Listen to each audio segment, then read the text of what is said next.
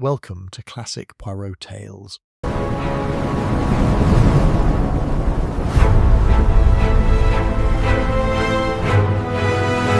Hello, and a very warm welcome back to another quiet evening of mystery. Have you ever wondered what dark secrets might be hiding in plain sight, masked perfectly by the quiet, rigid routines of our daily lives? If you enjoy unraveling these delicate threads of suspense and stepping back into a more elegant era, please do consider subscribing to Classic Poirot Tales so you never miss a single clue. Tonight, we journey to the windswept, chalky cliffs of Devon in the spring of 1939. Pour yourself a warm cup of tea, settle in comfortably, and let us begin the secret of the Cliffside Sanatorium. In the symphony of illness, the human body plays the notes, but it is the paper that writes the score, and paper, unlike the body, can be taught to lie. Chapter 1. The Drafts of Devonshire. Hercule Poirot was a man who appreciated order, symmetry, and above all, central heating. It was a tragic injustice, therefore, that the spring of 1939 found him bundled in no fewer than 3 thick woolen rugs, seated on a wind-battered balcony overlooking the churning grey waters of the Devonshire coast. He sneezed, a sharp, indignant sound that was immediately swallowed by the cry of a passing seagull. "The fresh English air," Poirot muttered bitterly to his magnificent moustaches, which drooped slightly from the dampness. "It is a barbarity. They call it a cure, but I assure you, it is an assassination attempt." He had been sent to the Saint Elmo Sanatorium to convalesce after a particularly severe bout of influenza. His physician in London, deaf to Poirot's protests that a warm apartment in Whitehaven Mansions was the only true remedy, had insisted on the seaside. And so, the great detective found himself reduced to a mere patient among patients. In this gleaming white fortress perched upon the cliffs, he was no longer the celebrated mind who had unravelled the most complex murders in Europe. He was merely a digestion to be monitored, a resting pulse to be recorded, and a temperature chart to be hung at the foot of an iron-framed bed. St. Elmo was an institution ruled by the clock. The day was sliced into precise segments: the morning injection round, the breakfast trays, the mandatory rest hours on the sea-facing balconies, the afternoon tea trolley, and the evening temperature checks. The rigid regime was designed to conquer consumption and other ailments of the lungs. It was an enclosed, isolated world, utterly detached from the rumblings of war on the continent. Here, the greatest concern was not the fate of nations, but whether one's fever had spiked by a fraction of a degree. Poirot shifted in his wicker chair, his sharp eyes scanning the long veranda. To his left sat Major Hastings, no relation to his dear friend, but a retired military man with a hacking cough and a penchant for complaining about the government. To his right, separated by a low glass partition, was the balcony of Miss Ivy March. It was upon Miss March that Poirot's little grey cells, currently starved of their usual stimulation, began to focus. She was a woman of perhaps 35, with bright, intelligent eyes and a complexion that, to Poirot's discerning gaze, lacked the tragic, translucent pallor of the true consumptive. While the other patients lay back in their chairs, exhausted by the sheer effort of drawing breath, Ivy March sat upright, knitting a vibrant blue scarf with rhythmic, energetic clicks of her needles. Presently, a crisp, starched rustle announced the arrival of the matron. Matron was a woman carved from white marble, authoritative and unyielding. Her uniform was impossibly white, her silver buckle gleamed with martial pride, and her face was a mask of professional serenity. She walked the length of the veranda, pausing at each bed to inspect the patients and, more importantly, their records. "Good morning, Monsieur Poirot," Matron said, her voice crisp and cool. "I trust the sea air is clearing those lungs?" "It is freezing them, madame," Poirot corrected politely. "Soon, you will have a statue of ice on your balcony, and you will say, 'Ah, Monsieur Poirot is completely cured.' He does not cough at all anymore." Matron offered a thin, practiced smile. She did not appreciate humour that questioned the regime. She moved swiftly on to the next balcony. "And you, Miss March? How are we feeling today?" "Oh, perfectly well, matron," Ivy March replied cheerfully, setting down her knitting. I was just thinking I might ask Dr. Thompson if I could take a short walk in the gardens this afternoon. The sun is quite lovely. Matron's gaze dropped to the foot of Ivy's bed, where her medical record hung on a metal clipboard. Poirot, leaning forward slightly, watched the matron's eyes scan the jagged incline of the temperature curve. "I am afraid not, Miss March," Matron said softly, though her tone brokered no argument. "The fever is still lingering according to the evening readings. We must not overtax the system. Rest is what you need." "Fever?" Ivy sounded genuinely surprised. She touched her own cheek with the back of her hand. "But I haven't felt feverish in days. I feel quite myself, truly." "The record does not lie, my dear," Matron said smoothly, tapping the clipboard with a manicured fingernail. "We must trust the routine." She turned and marched back down the veranda, the keeper of the ward's only truth, leaving a heavy silence in her wake. Poirot frowned. He did not like it. He did not like it at all. When the nurses came to enforce the silent hour, plunging the ward into a hushed stillness broken only by the crash of the waves below, Poirot slipped free of his woolen constraints. With the quiet, deliberate steps of a very small, very suspicious cat, he crossed the threshold into Ivy March's room. She was asleep on the balcony, the blue scarf resting in her lap. Poirot stood at the foot of her impeccably made bed and lifted the metal clipboard. He stared at the paper. The line drawn in black ink climbed beautifully, a jagged staircase indicating a relentless, consuming fever that rose each evening. It told the story of a woman who was slowly, inexorably fading away. Yet, Poirot looked through the glass at the sleeping woman. Her breathing was even, her colour healthy. He recalled the absolute certainty in Matron's voice. "The record does not lie, but people do," Poirot whispered to the empty room, "and a place that trusts the paper over the living body. Ah, that is a dangerous place indeed." He carefully returned the clipboard to its hook, his mind suddenly far away from his own influenza. The little grey cells were awake once more. There was a discrepancy here, a subtle dissonance in the quiet symphony of Saint Elmo, and Hercule Poirot, as ever, intended to find out why. The afternoon at Saint Elmo was a study in enforced lethargy. The sun broke through the Devonshire clouds, casting long, pale beams across the verandas, but the rigid schedule dictated that the patients must remain in their chairs, wrapped in blankets, absorbing the chill air for the good of their lungs. Hercule Poirot, possessing lungs that he felt were already thoroughly frozen, decided it was time to stretch his legs. He walked slowly down the veranda, his cane tapping a soft, irregular rhythm against the wooden floorboards. As he passed the adjacent balcony, he observed a nervous, bird-like woman named Miss Finch. She was not resting. Instead, she was hurriedly stuffing small, folded squares of paper into the pockets of her dressing gown as a maid approached with the afternoon laundry basket. Miss Finch's eyes darted left and right with frantic guilt before she dropped a bundled nightdress into the basket. Poirot's eyes narrowed slightly.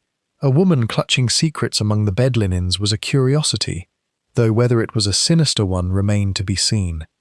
He continued his stroll until he reached the balcony of Miss Ivy March. She was awake, her bright blue knitting resting idly in her lap, her eyes fixed on the horizon. Standing over her was Dr. Thompson, a young, earnest physician with a stethoscope draped around his neck. He was holding her wrist, ostensibly taking her pulse, but Poirot noted with a cynical eye that he was holding it for far longer than a simple pulse required. "You must take the utmost care, Miss March," Dr. Thompson was saying, his voice thick with an emotion that had no place in a medical consultation. "Your chart shows a troubling spike in the evenings. The injections I have prescribed will help, but you must not exert yourself, please." "You fuss over me far too much, Doctor," Ivy replied, withdrawing her hand with a polite but firm motion. "I assure you, I feel stronger today than I have all month." Dr. Thompson looked as though he wished to argue, his pale cheeks flushing slightly, but the heavy, measured tread of footsteps approaching down the corridor made him step back abruptly. He offered a stiff, professional nod and hurried away, nearly colliding with Poirot in his haste. "Ah, the young doctor," Poirot murmured, stepping onto Ivy's balcony. "He is very dedicated to his profession, yes?" Ivy smiled, a genuine warm expression. "He is very kind, Monsieur Poirot, though a bit high-strung. I think this place takes a toll on him as much as it does on the patients." "Indeed," Poirot said. He leaned heavily on his cane and, with a calculated clumsiness, allowed it to slip from his grasp. It clattered to the floorboards near Ivy's chair. "Oh, allow me," Ivy said, leaning down to retrieve it. "No, no, madame, you must not exert yourself," Poirot protested, reaching for it at the exact same moment. His hand brushed against hers. He gripped the silver handle of his cane and stood upright, smoothing his moustache to hide his reaction. The touch had lasted only a second, but it was enough. Ivy March's hand was cool. It was not the damp, clammy chill of a breaking fever, nor the radiating heat of a rising one. It was simply the comfortable, steady temperature of a perfectly healthy woman. Yet, according to the chart hanging not 3 feet away, she was currently suffering from a severe, debilitating temperature. Before Poirot could pursue this train of thought, the afternoon silence was broken by the reassuring rattle of the tea trolley. It was pushed by a junior nurse, but closely supervised by the imposing figure of the matron. "Tea time, Miss March," matron announced, her voice echoing in the quiet air as she poured a cup. "And your afternoon medication to follow." Ivy accepted the teacup, her bright eyes suddenly studying matron's face with intense curiosity. She tilted her head, a slight frown creasing her brow. "It is the strangest thing," Ivy said softly, the words carrying clearly in the crisp air. "I have been trying to place it all week, the way you walk, matron, the way you check the trays. I have an excellent memory for faces, you see." Matron paused, the silver teapot hovering over the next cup. "I have worked in many hospitals, Miss March. It is possible our paths crossed, though I doubt it." "No, it was years ago," Ivy mused, her voice warm and entirely devoid of malice. "At a small clinic in Yorkshire. There was a nurse there. Nurse Cleary, I believe." "Yes, that was it. You bear an uncanny resemblance to her.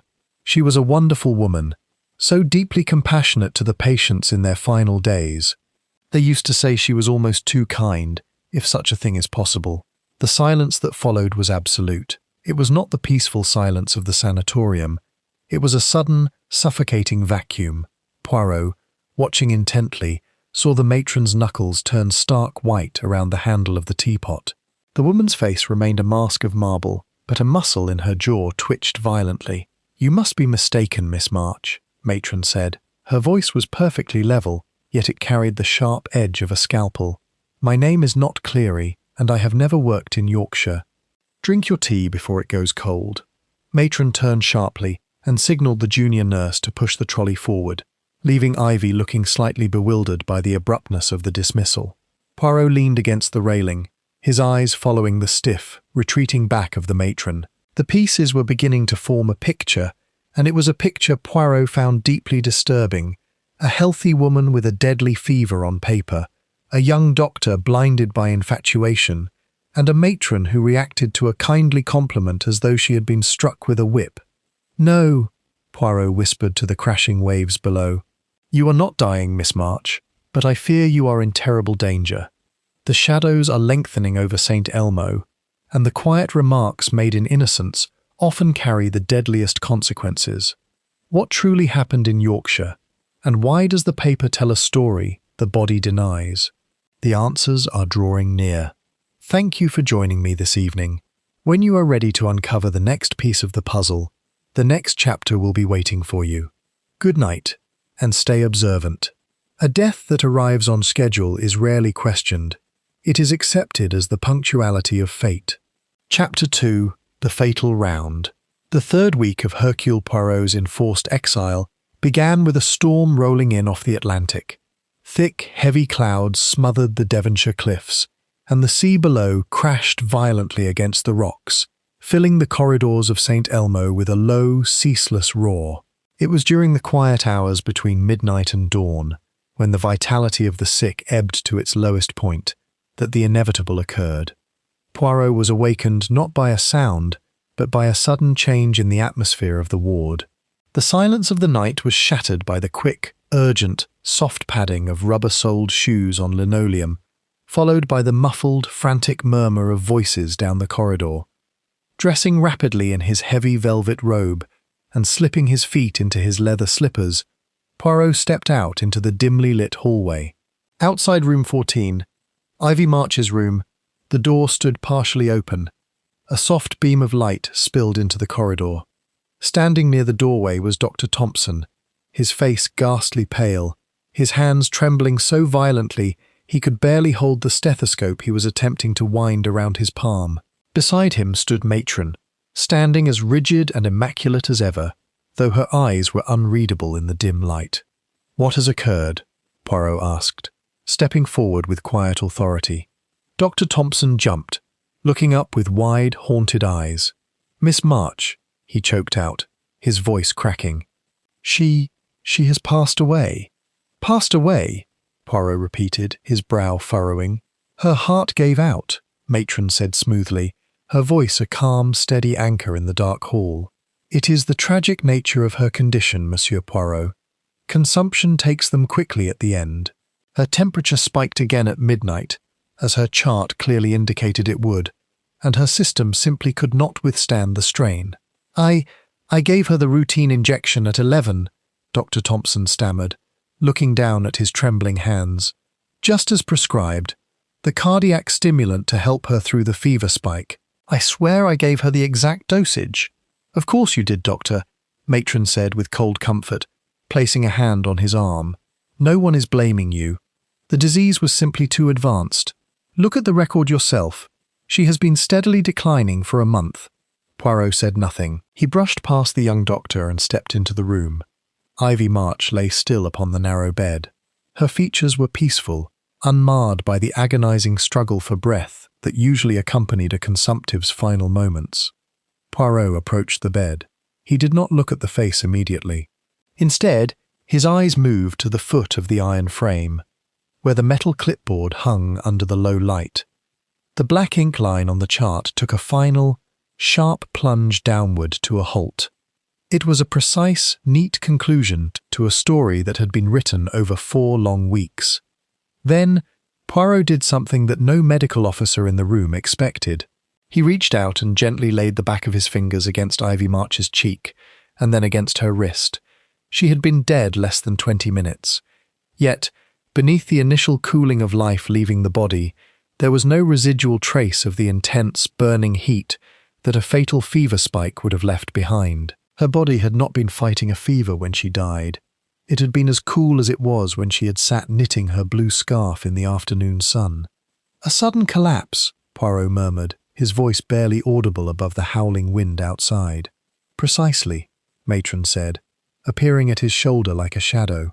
"I will prepare the paperwork. The doctor will sign the certificate of death from pulmonary complications, and we shall inform her relatives in the morning." "You are very efficient, Matron," Poirot said, turning his sharp, green-tinted eyes upon her. "Everything is done with such perfect order. The death arrives, the chart agrees, the doctor signs, and the bed is made ready for the next patient." "It is a sanatorium, Monsieur Poirot," Matron replied without flinching. "Death is our most predictable visitor, is it?" Poirot softly asked. He took one last look at the quiet face of Ivy March, and then at the paper hanging at her feet. The record said she had died of a fever that had consumed her from within, but Poirot's own memory held the truth of her cool skin. Ivy March had not died of consumption. She had been murdered, and her murder had begun on paper weeks before her heart had ever ceased to beat. Chapter 3. The Clock and the Syringe. Morning broke over the Devonshire coast with a bleak, washed-out greyness. The storm had passed, leaving behind a damp chill that clung to the white walls of the Saint Elmo Sanatorium. In room 14, the bed had already been stripped bare. The mattress was turned, the balcony doors thrown wide to air the room, and the metal clipboard at the foot of the bed was empty. Hercule Poirot sat in the small, glass-panelled sunroom at the end of the corridor, a writing pad balanced on his knee. He was drafting a discreet telegram to Chief Inspector Japp of Scotland Yard. "Require urgent information," his neat, precise handwriting read. "Inquire into medical registry, circa 10 to 15 years prior. Look for nurse struck off register following fatal incident, possibly Yorkshire clinic. Name, Cleary. Await response with utmost haste. Poirot. He folded the paper, slipped it into an envelope, and entrusted it to a passing porter with strict instructions and a generous tip. As the porter hurried away, Poirot's gaze shifted to a figure slumped on a wicker bench further down the hall.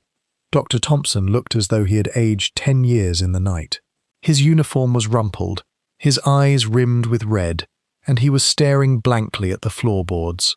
Poirot rose and walked over, the soft tap of his cane announcing his approach. He seated himself beside the young physician. "It is a heavy burden, doctor," Poirot murmured gently, "to lose a patient one has come to care for." Dr. Thompson flinched. He looked at Poirot, his eyes wide and defensive. "I did not, that is to say, my concern for Miss March was purely professional." "Do not insult the intelligence of Hercule Poirot," the detective said softly, but with a firmness that commanded attention. "You loved her.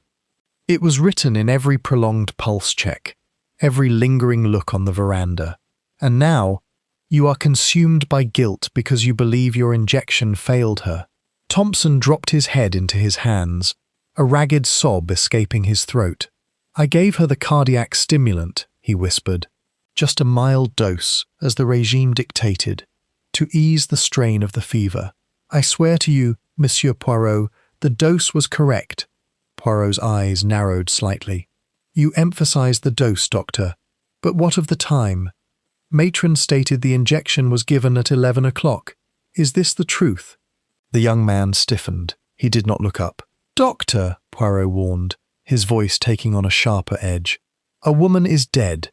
If you have altered the truth to save yourself from a reprimand, you are playing a very dangerous game."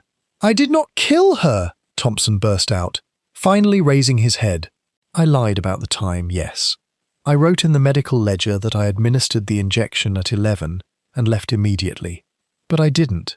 I stayed with her." "Ah," Poirot said, a light dawning in his eyes. "The rules of the sanatorium strictly forbid a doctor from remaining in a female patient's room after hours." "She was so isolated here," Thompson pleaded. "We talked, just talked, in the dark. I sat in the chair by her bed until nearly midnight. She was so bright, so full of life.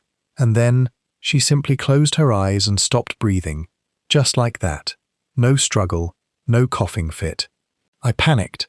I realized I had been in her room for an hour unsupervised. I ran to fetch the emergency kit, and when I returned, Matron was already there." Poirot stroked his moustache thoughtfully. "And the chart? Did you look at her temperature curve during this hour?" "The chart is the matron's domain," Thompson said bitterly. "I am only a junior physician. Matron takes the evening readings herself and updates the curves before she locks the records away. I only saw it when she brought it into the room after Ivy died, to show me that the fever spike had been predicted." Poirot absorbed this information in silence. The closed circle of the sanatorium was tightening. If Dr. Thompson was telling the truth, and Poirot's instincts suggested the young man was far too miserable to be a skilled liar, then Ivy March had died quietly, suddenly, while the doctor sat merely feet away. But a fatal air embolism, a deadly bubble of air introduced into the bloodstream via a syringe, would cause exactly that kind of sudden, quiet cardiac arrest. It would mimic heart failure perfectly. Someone had introduced an empty syringe into the medical tray, disguised within the routine.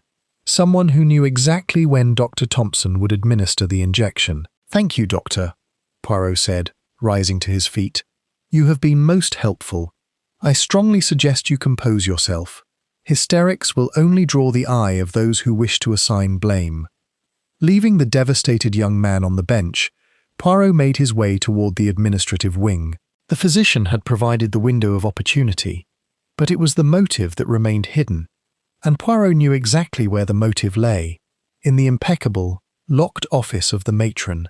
A guilty conscience creates its own ghosts, often running from a shadow entirely unrelated to the murder at hand. The news of Ivy March's death rippled through the enclosed world of Saint Elmo with the quiet, unsettling speed of a draft under a doorway.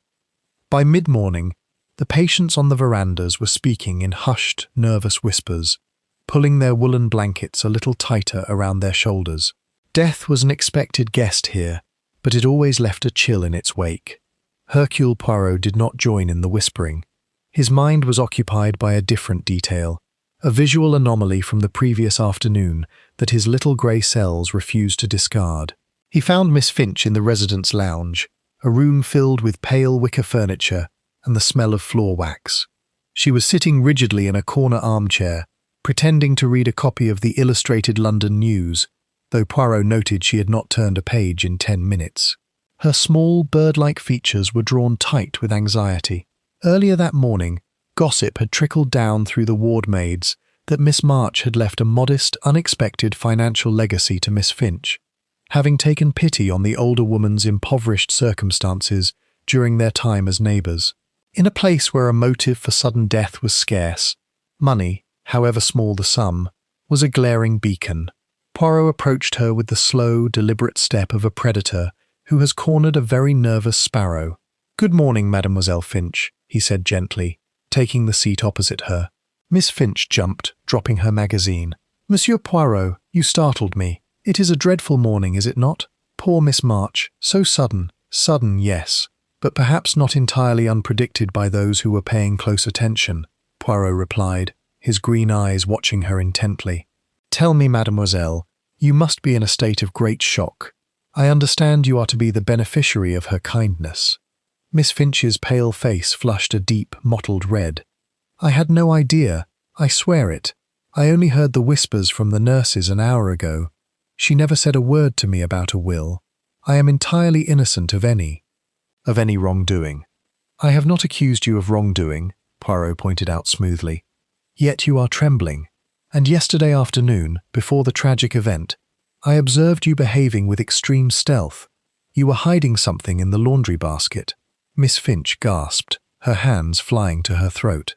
"You saw that?" "Hercule Poirot sees everything," he said softly. "A woman dies and her neighbour, who profits from her death, is seen concealing papers among the soiled linens. It is a picture that invites a certain grim interpretation. Were you disposing of evidence, mademoiselle? A discarded vial?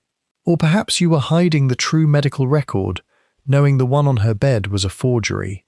"A forgery? Medical records? I do not know what you are talking about." Miss Finch burst into tears, fumbling for a lace handkerchief in her sleeve. "It was nothing to do with Ivy. It was my letters." Poirot raised an eyebrow. "Letters? In the laundry? To Arthur?" she sobbed, burying her face in the handkerchief. "Arthur is, well, he is a married man in London. His wife is a terrible woman, truly she is, and he and I have an understanding. But the matron here inspects all outgoing post for the patients. She says it is to monitor our mental strain, but she reads everything. I could not bear her cold eyes on my words to Arthur. So I pay the laundry maid £1 to slip my letters into the pocket of her apron and post them in the village." She looked up, her eyes red and puffy, pleading with the Belgian detective. "That is what you saw me hiding, Monsieur Poirot. Just foolish, desperate letters from a lonely woman. I swear on my life, I knew nothing of Ivy's money, and I certainly did not wish her dead." Poirot studied her carefully.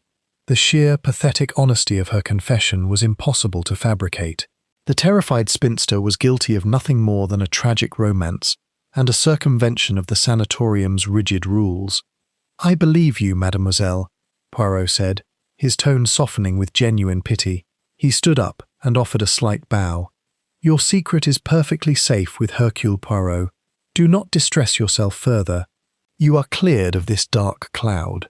He left the lounge, his mind turning over the pieces. Dr. Thompson was cleared. Miss Finch was cleared.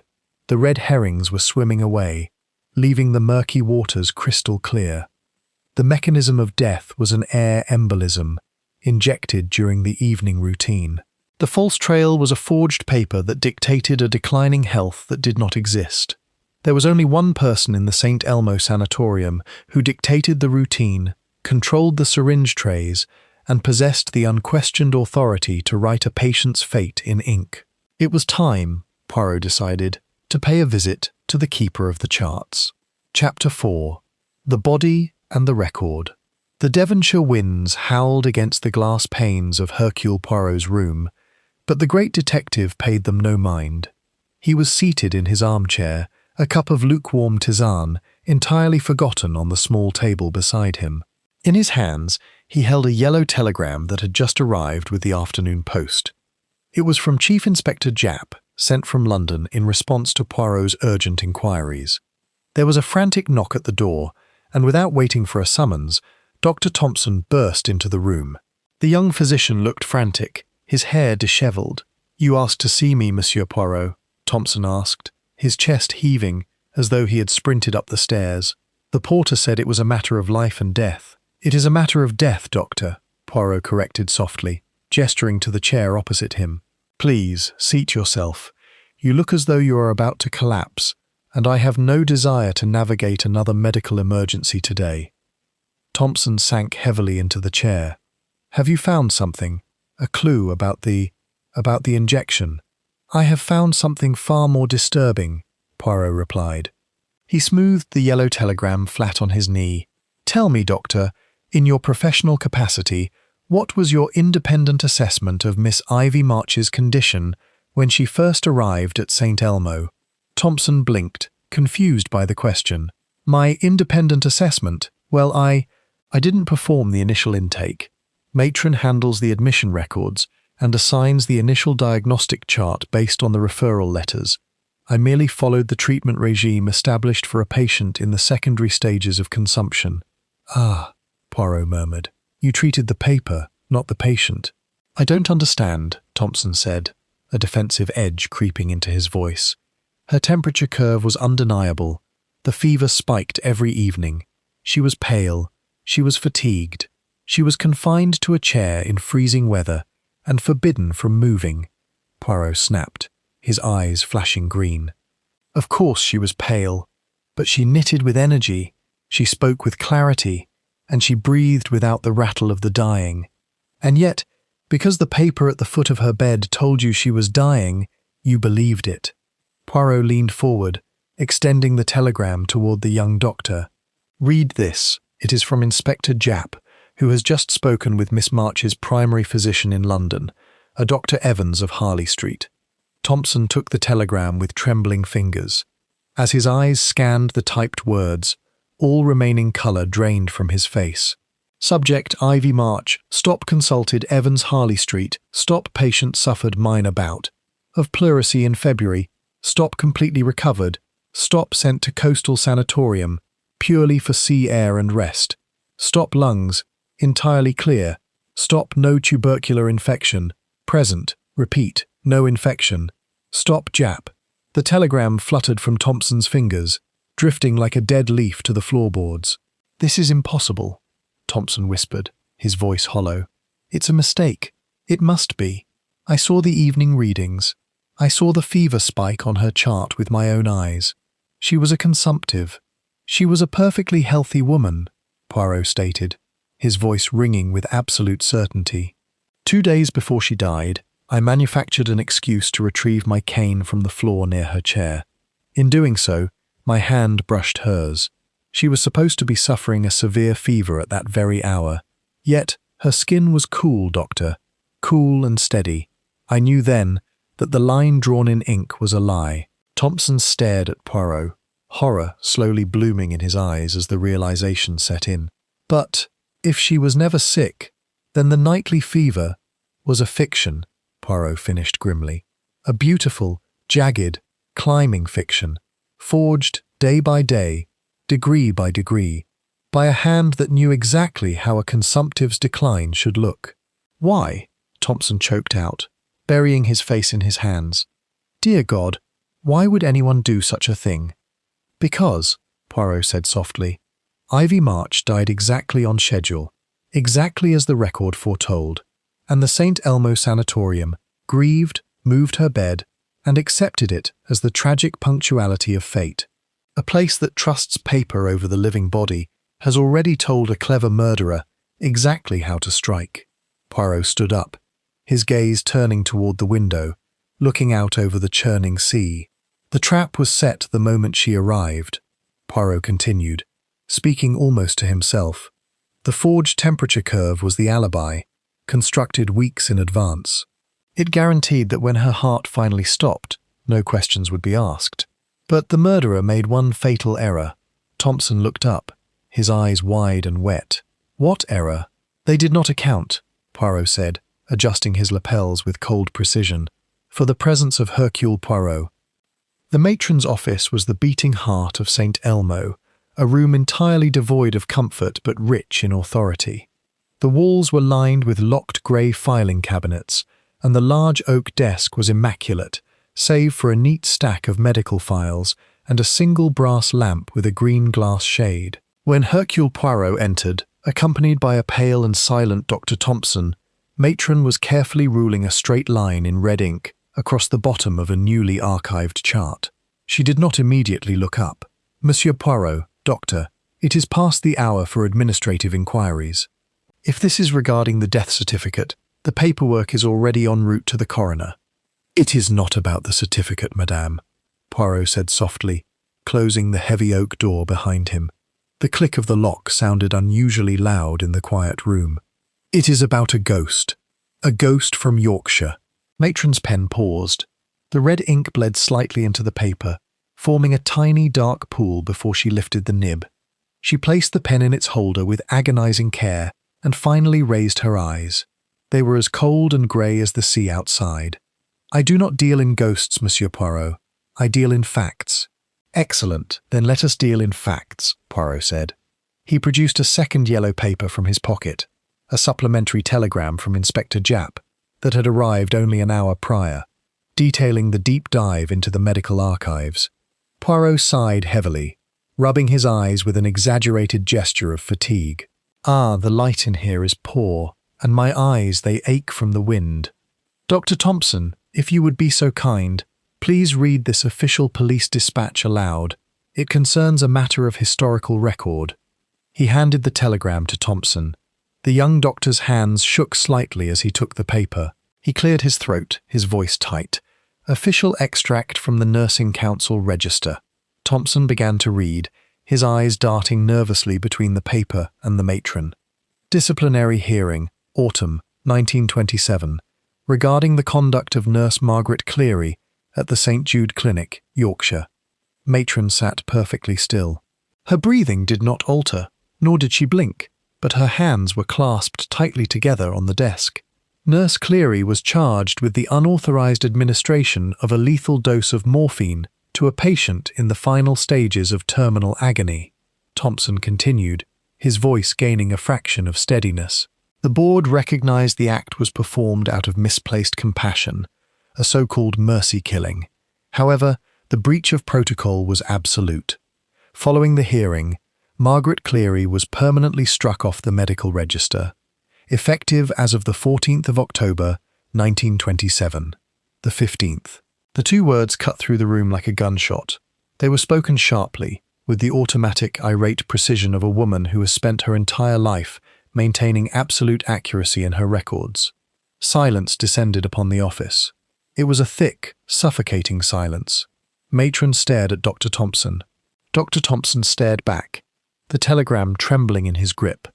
Poirot stepped forward, moving into the circle of light cast by the green glass lamp. His eyes were devoid of their usual twinkle. They were hard and unforgiving. "The 15th of October," Poirot repeated softly. "A detail not present in the telegram, madame. A detail known only to the woman who stood before that board and watched her life's calling be stripped away. You changed your name, you moved south, and you rebuilt your authority here, in a place where no one knew your face." Matron's marble composure finally cracked. Her lips parted, but no sound emerged. The instinct to correct an error, the very trait that made her an impeccable keeper of the ward, had betrayed her. "And then," Poirot said, stepping closer to the desk, "Miss Ivy March arrived, a woman with an excellent memory for faces, who remembered the kind Nurse Cleary from Yorkshire. She did not intend to blackmail you, madame. She spoke of it warmly, kindly, over the tea trolley. But you knew that if she spoke of it to anyone else, your false identity would crumble. You would be dismissed, disgraced once more. You could not allow that. Matron's hands slowly unclasped. She looked down at the chart on her desk, at the ruined red line where her pen had bled. She was a threat, Matron whispered, her voice devoid of its usual power, sounding suddenly old and hollow. A kindly threat, but a threat all the same. The rules here are everything. Without them, there is chaos. I could not be cast out again. Poirot reached into his coat pocket. He withdrew 2 pieces of paper and laid them side by side on the immaculate oak desk, directly under the glare of the lamp. The trap was brilliantly laid, Poirot said. You controlled the records. You simply replaced her healthy chart with a forged one, drawing a fever that did not exist, day after day, until her death was the only logical conclusion. Under the green light lay 2 temperature charts. One was the true record, cool and steady, retrieved from Matron's locked drawer where she had hidden the real readings. The other was the jagged, climbing forgery that had hung at the foot of Ivy March's bed. "Tell me, madame," Poirot asked quietly, pointing to the 2 sheets of paper, "which of these stories is in your own hand?" She did not answer, and in the quiet, shadowed office, the not answering was enough. Order and method are the greatest tools of a detective, but in the hands of a murderer, they become the most terrifying weapons of all. Chapter 5. The Train to London. The departure of the matron from Saint Elmo Sanatorium was conducted with the exact rigid efficiency she had enforced during her entire reign. She did not weep, nor did she offer any further defence. When the local constabulary, acting upon the urgent telegraphic instructions of Chief Inspector Japp, arrived the following morning, she had already packed a single immaculate valise. She walked out through the heavy double doors of the institution without looking back at the gleaming white walls, the sweeping verandas, or the terrified junior nurses watching from the stairwell. She was a woman who had staked her entire existence on absolute control, and having lost it, she accepted defeat with a chilling, stony silence. Later that afternoon, Hercule Poirot stood in the main foyer, bundled once more in his heavy woolen overcoat, a thick scarf wrapped securely around his neck to ward off the relentless Devonshire draught. His own bag sat neatly at his feet. Dr. Thompson approached, looking worn and older, but the manic, frantic terror of the previous days had lifted from his shoulders. "You are leaving us, Monsieur Poirot?" the young physician asked, offering a hesitant hand. "Your convalescence is not yet complete. The sea air." "The sea air, doctor, has very nearly succeeded where the criminals of Europe have failed," Poirot interrupted, though his eyes held a glimmer of warmth. "I am returning to the civilization of London, to central heating, to proper coffee, and to a world where a man is allowed to sneeze without being prescribed 3 weeks of forced freezing." Thompson managed a weak, sad smile. "I owe you my life, monsieur. If you had not seen through the forged papers, I would have carried the guilt of Miss March's death to my grave. Perhaps I would have even been hanged for it." "You owe me nothing," Poirot replied softly, leaning on his silver-handled cane. "But you owe it to her memory to be a better physician. Do not look only at the ink on the page, doctor.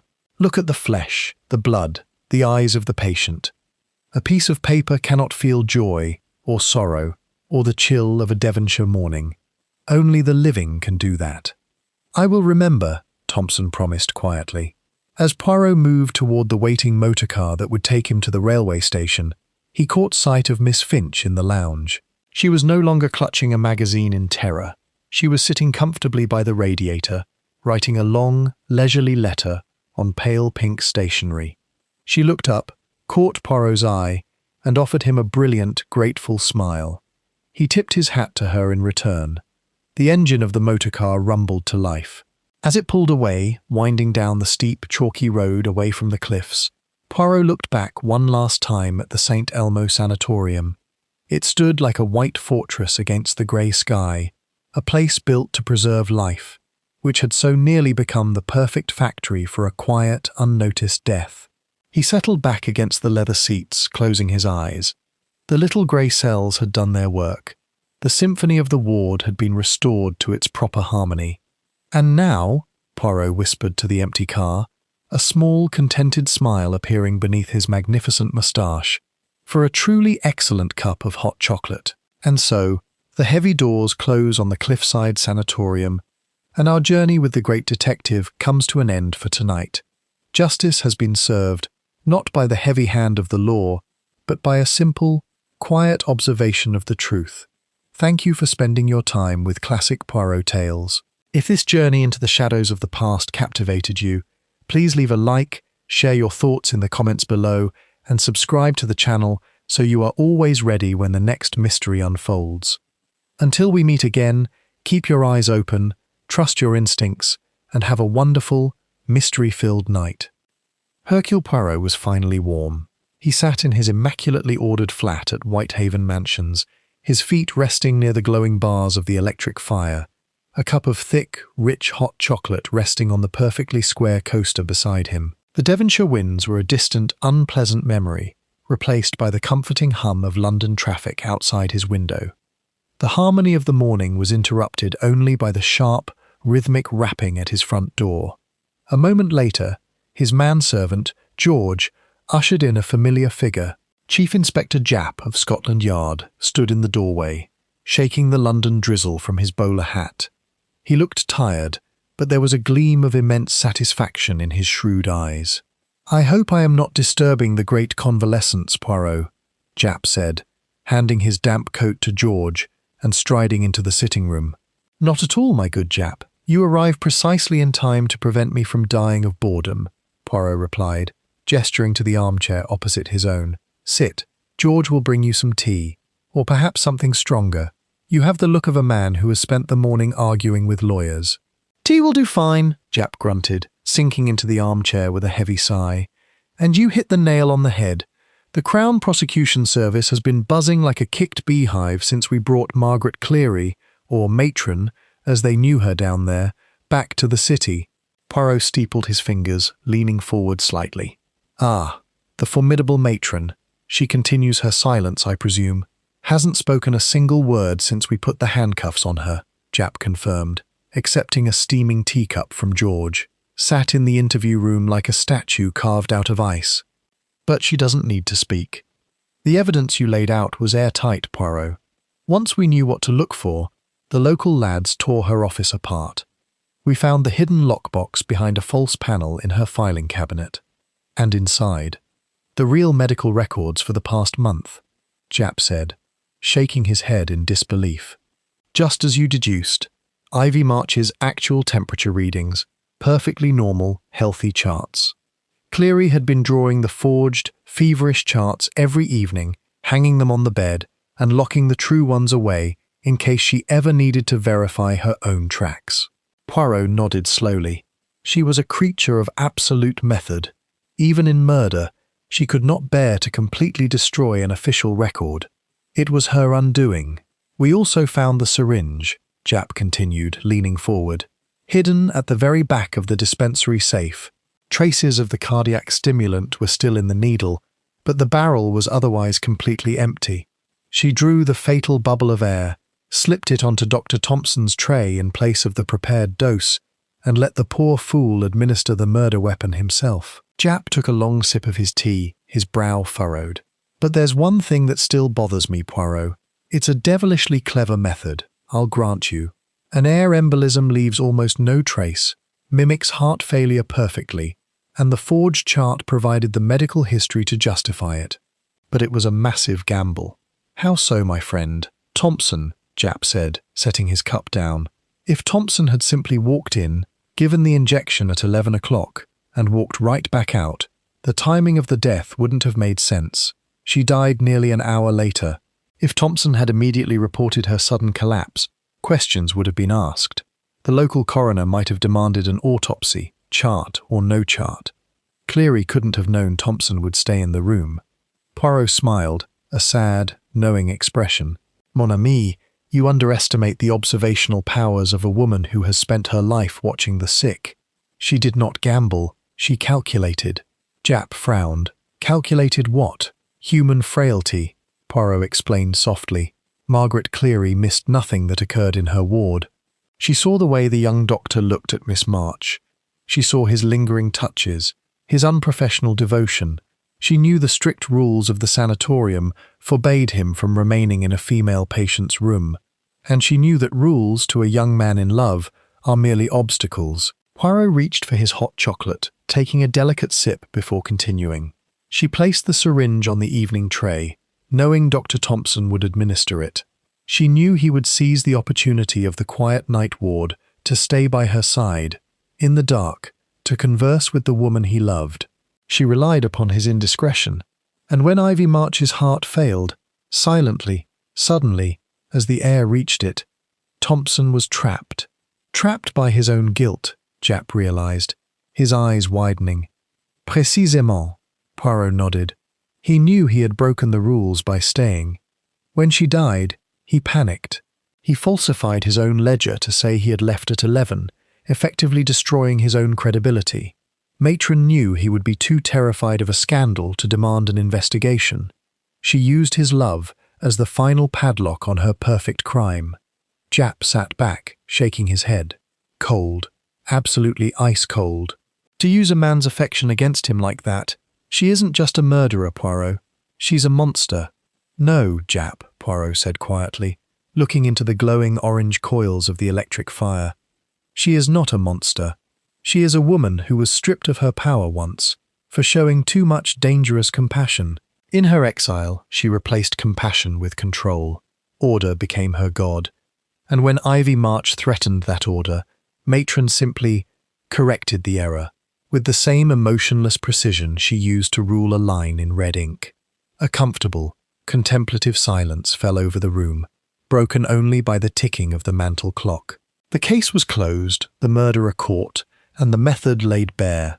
Yet Hercule Poirot knew that in the long shadows of such tragedies, the survivors often required as much attention as the dead.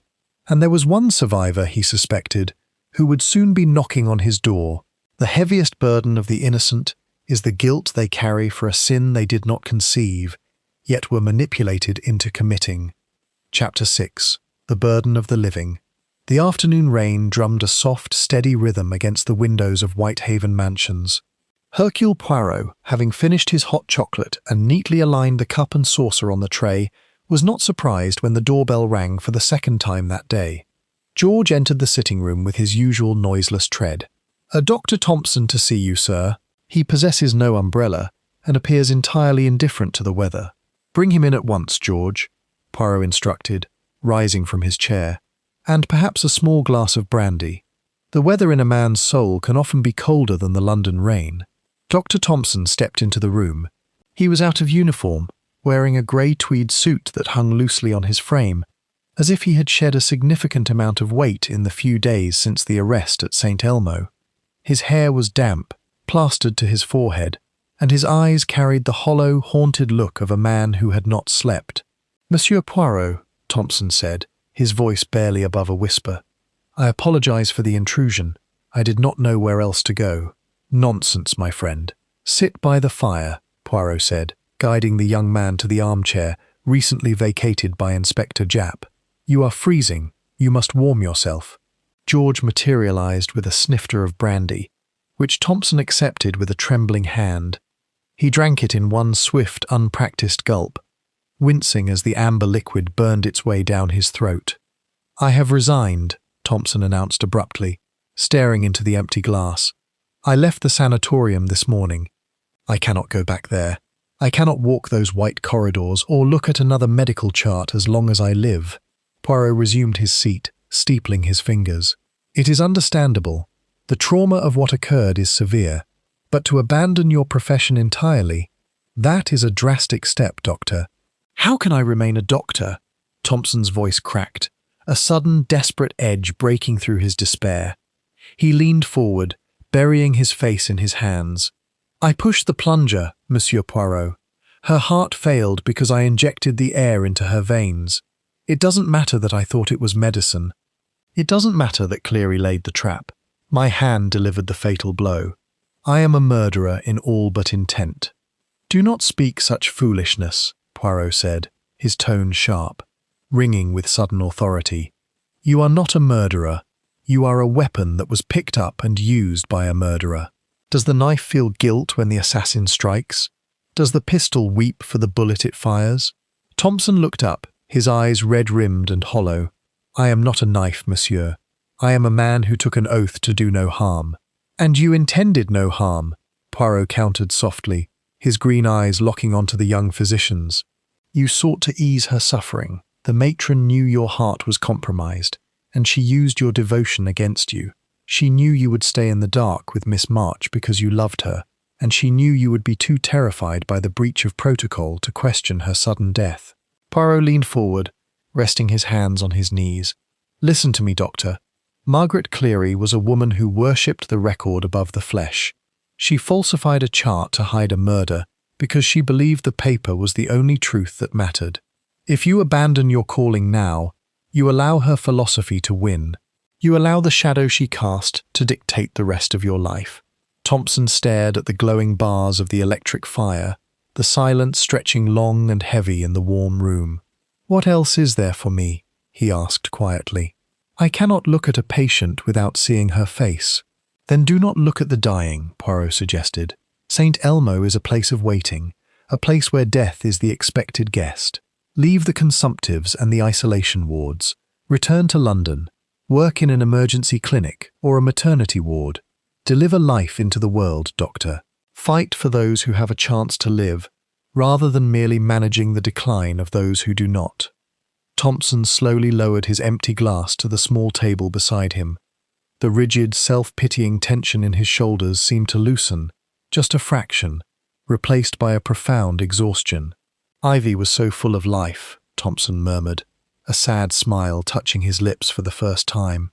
Even wrapped in blankets in the freezing cold, she had more spirit than the rest of us combined. She wouldn't want me to hide away in the dark. No, she would not, Poirot agreed warmly. She would want you to remember her as she was, a vibrant soul, entirely separate from the ink and paper that attempted to define her final days. Thompson stood up, smoothing his damp tweed jacket. He looked at the Belgian detective, and for the first time since his arrival, his eyes were clear. Thank you, Monsieur Poirot, he said quietly, offering his hand. You have not only solved a murder, I believe you may have saved a life. Poirot took the young man's hand and grasped it firmly. Go in peace, Doctor, and remember, the greatest defiance against death is to live with purpose.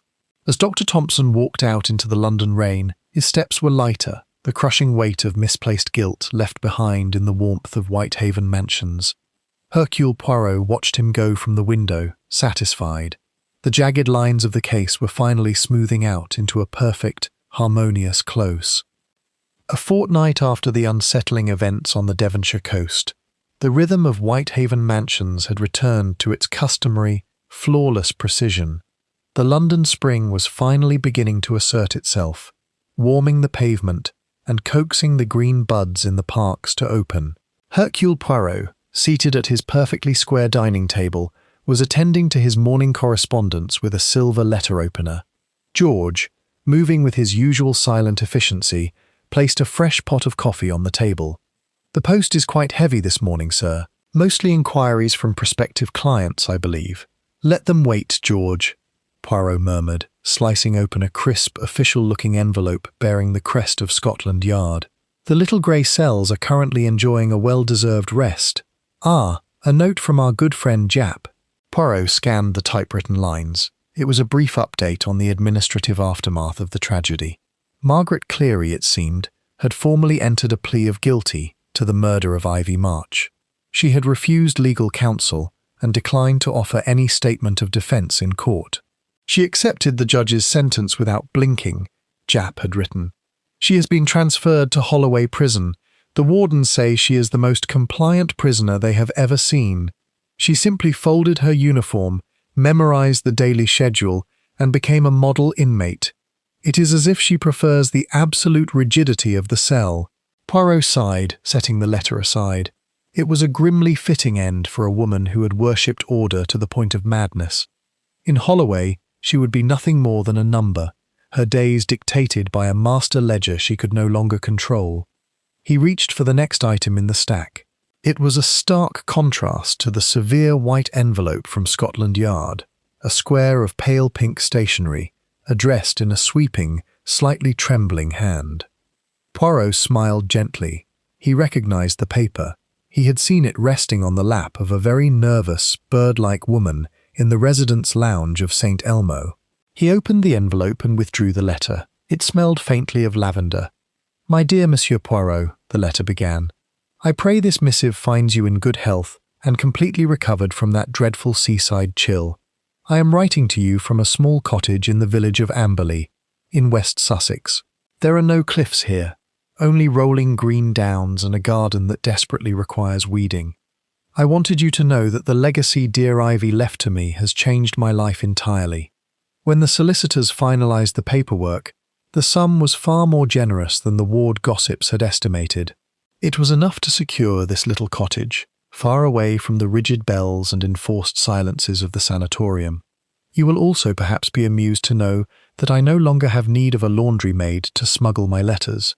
The truth is, away from the terrifying glare of the matron, I realized that Arthur, my gentleman in London, was rather a coward. He was perfectly happy to read my letters, but entirely unwilling to change his own comfortable circumstances. I have broken off the correspondence. It is remarkably peaceful. I have purchased a small, ridiculously fluffy terrier who answers to the name of Barnaby. He tracks mud onto the carpets, barks at the postman, and entirely refuses to adhere to any sort of routine. It is wonderful. I think of Ivy March often. I light a candle for her every Sunday. She was a woman of profound kindness, and though her time was cut tragically short, she managed to grant me a freedom I thought I had lost forever. I shall not waste it. With the deepest gratitude and warmest regards, Eleanor Finch. Poirot read the letter a second time, a profound sense of satisfaction settling over him. He carefully folded the pink paper and placed it in the breast pocket of his jacket, close to his heart. Saint Elmo had been a place of shadows, where a living, breathing woman had been reduced to a forged chart hung at the foot of an iron bed. But from that dark, enclosed circle, light had managed to escape. Dr. Thompson had found his purpose in the bustling clinics of London, and Miss Finch had found her voice, her independence, and a muddy-pawed terrier in Sussex. Ivy March's life had been stolen by a woman who sought to edit reality with a pen, but her spirit had rippled outward, rewriting the futures of those she left behind. "George," Poirot called out, rising from his chair and moving toward the window to look out at the bustling London street. "Yes, sir. The coffee is excellent this morning.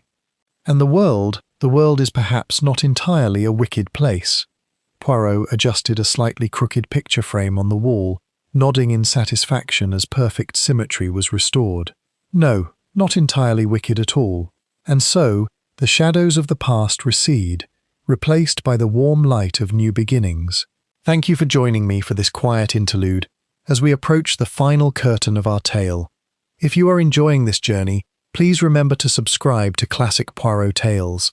The final chapter awaits, where we shall close the book on the Saint Elmo Sanatorium once and for all. Truth does not reside in the ink of a pen, nor does justice sleep in a filing cabinet. They are found only in the keen observation of the human heart. Chapter 7. The Unwritten Epilogue. A month had passed since the bitter winds of Devonshire had been traded for the genteel comforts of London. The case of the Cliffside Sanatorium had faded from the front pages of the broadsheets, replaced by the escalating political tensions across the Channel.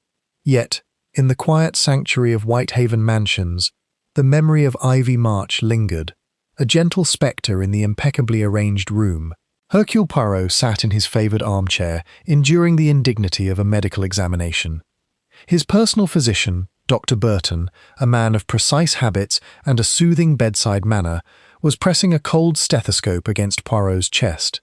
"Breathe deeply, please, Monsieur Poirot," Dr. Burton instructed. Poirot obliged with a dramatic sigh that ruffled his magnificent moustache. "I assure you, doctor, my lungs are as clear as the bells of St. Paul's. I have not coughed in 3 weeks. Can we not conclude this barbaric ritual?"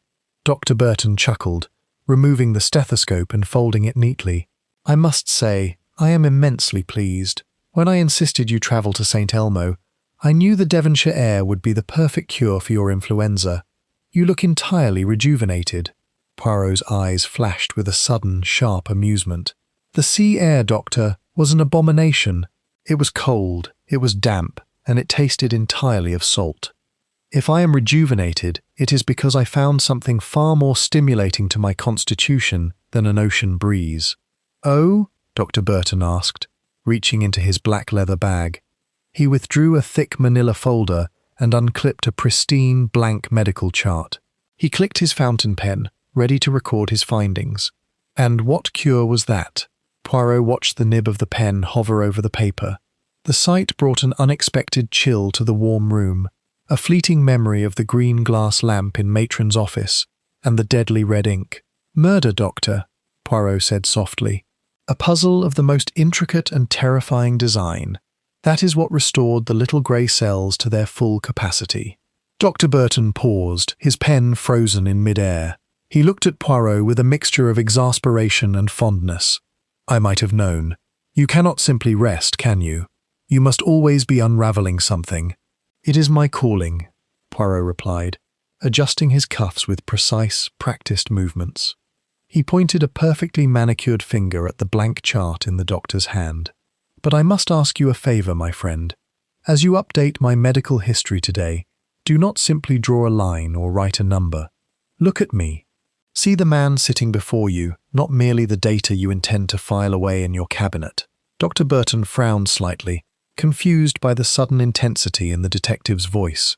"I always look at my patients, Monsieur Poirot." "Do you?" Poirot asked gently. "A physician's greatest peril is trusting the paper over the living body. I have seen what happens when the record becomes a god. A false line on a paper can disguise the darkest of sins. It can convince a sane man that a healthy woman is dying, and it can convince a murderer that they possess the power of fate itself." He leaned back in his chair, the green-tinted eyes softening. "Miss Ivy March was entirely healthy, Doctor, yet she died because a piece of paper demanded it. The written word is a powerful tool, but it lacks a soul.